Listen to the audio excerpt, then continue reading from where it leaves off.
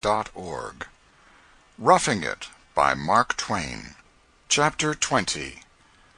On the 17th day we passed the highest mountain peaks we had yet seen, and although the day was very warm, the night that followed upon its heel was wintry cold, and blankets were next to useless. On the 18th day we encountered the eastward-bound telegraph constructors at Reese River Station, and sent a message to His Excellency Governor Nye at Carson City, distant 156 miles. On the 19th day we crossed the great American desert, 40 memorable miles of bottomless sand, into which the coach wheels sunk from 6 inches to a foot. We worked our passage most of the way across. That is to say, we got out and walked.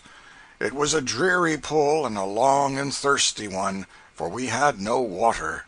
From one extremity of this desert to the other, the road was white with the bones of oxen and horses.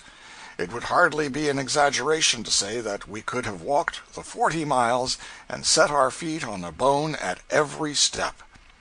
The desert was one prodigious graveyard, and the log chains, wagon tires, and rotting wrecks of vehicles were almost as thick as the bones.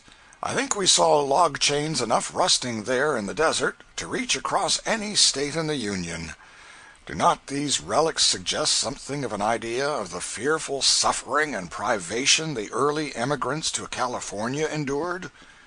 At the border of the desert lies Carson Lake, or the Sink of the Carson, a shallow, melancholy sheet of water some 80 or 100 miles in circumference.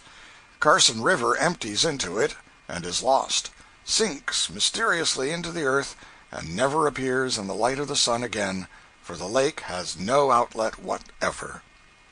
There are several rivers in Nevada, and they all have this mysterious fate. They end in various lakes or sinks, and that is the last of them. Carson Lake, Humboldt Lake, Walker Lake, Mono Lake, all are great sheets of water without any visible outlet. Water is always flowing into them, none is ever seen to flow out of them, and yet they remain always level full, neither receding nor overflowing. What they do with their surplus is only known to the Creator.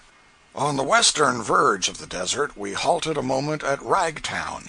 It consisted of one log house, and is not set down on the map. It reminds me of a circumstance. Just after we left Julesburg on the Platte, I was sitting with the driver, and he said, "I can tell you a most laughable thing indeed, if you would like to listen to it. Horace Greeley went over this road once. When he was leaving Carson City, he told the driver, Hank Monk, that he had an engagement to lecture at Placerville, and was very anxious to go through quick. Hank Monk cracked his whip and started off at an awful pace. The coach bounced up and down in such a terrific way that it jolted the buttons all off of Horace's coat, and finally shot his head clean through the roof of the stage, and then he yelled at Hank Monk and begged him to go easier. Said he weren't in as much of a hurry as he was a while ago.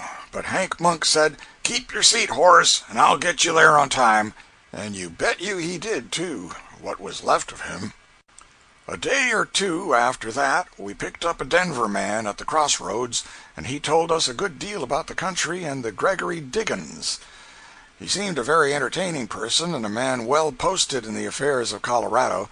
By and by he remarked, 'I can tell you a most laughable thing indeed, if you would like to listen to it.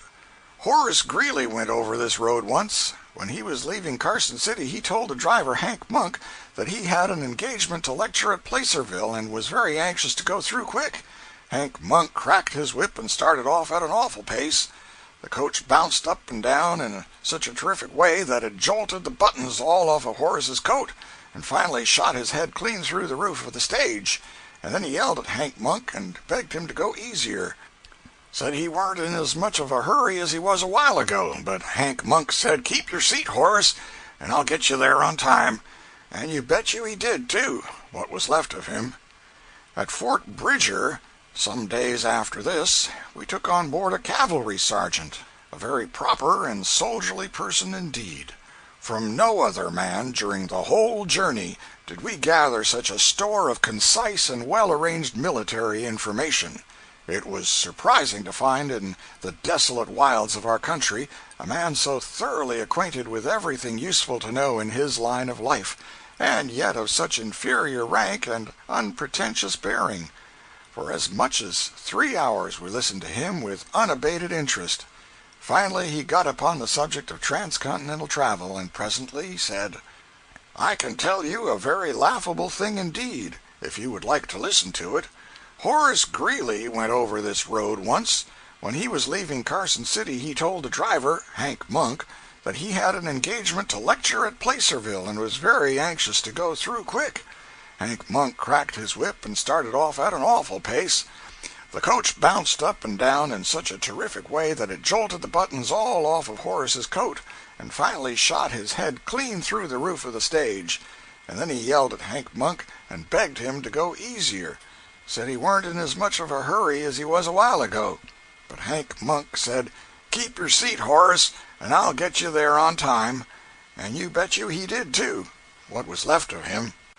When we were 8 hours out from Salt Lake City, a Mormon preacher got in with us at a way station, a gentle, soft-spoken, kindly man, and one whom any stranger would warm to at first sight.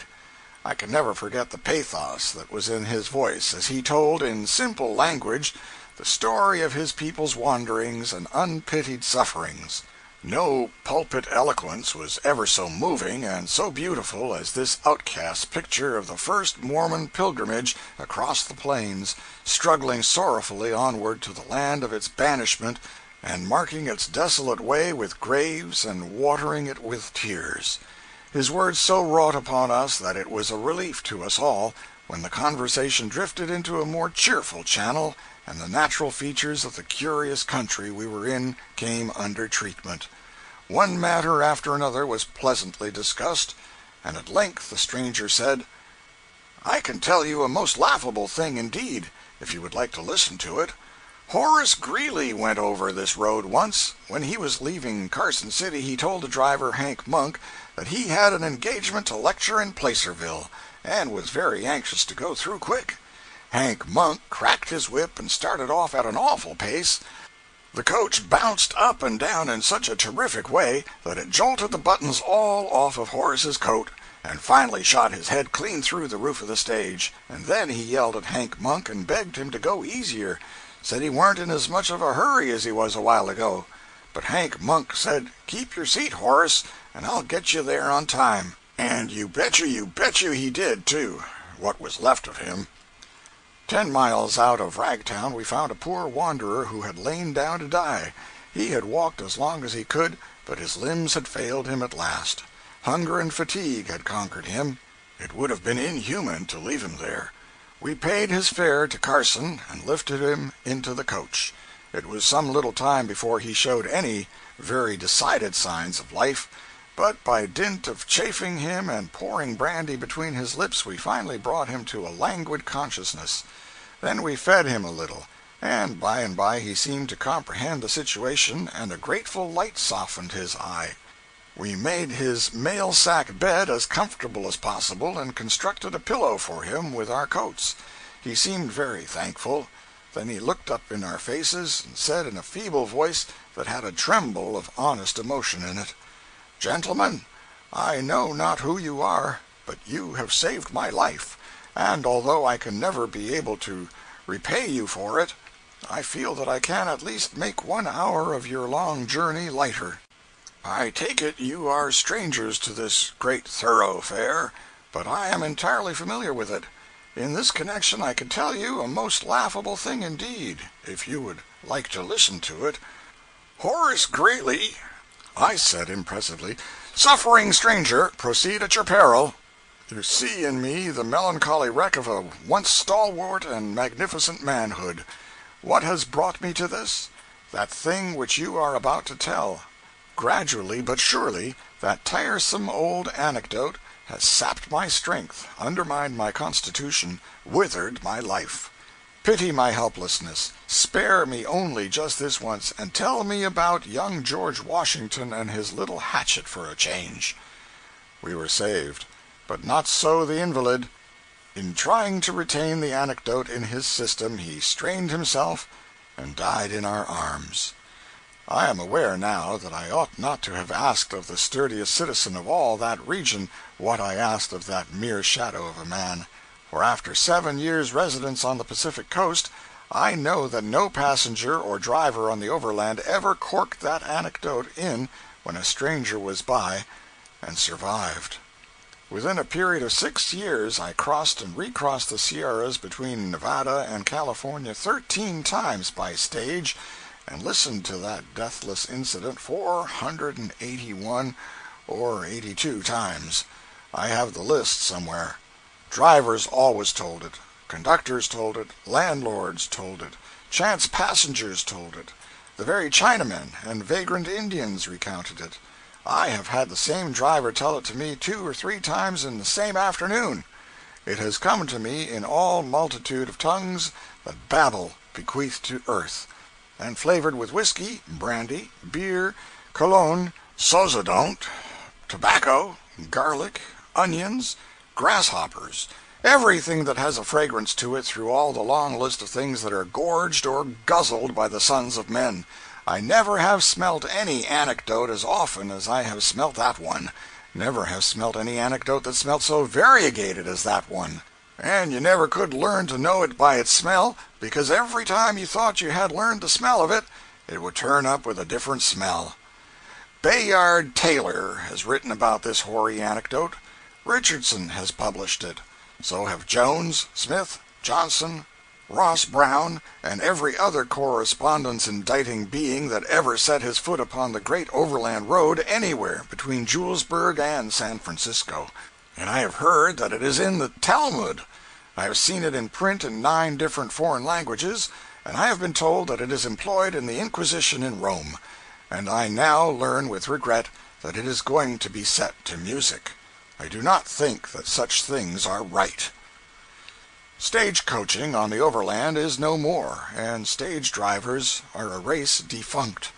I wonder if they bequeath that bald-headed anecdote to their successors, the railroad brakemen and conductors, and if these latter still persecute the helpless passenger with it until he concludes, as did many a tourist of other days, that the real grandeurs of the Pacific coast are not Yosemite and the big trees, but Hank Monk and his adventure with Horace Greeley. And what makes that worn anecdote the more aggravating is that the adventure it celebrates never occurred. If it were a good anecdote, that seeming demerit would be its chiefest virtue, for creative power belongs to greatness. But what ought to be done to a man who would wantonly contrive so flat a one as this? If I were to suggest what ought to be done to him, I should be called extravagant. But what does the 16th chapter of Daniel say? Aha! End of chapter 20.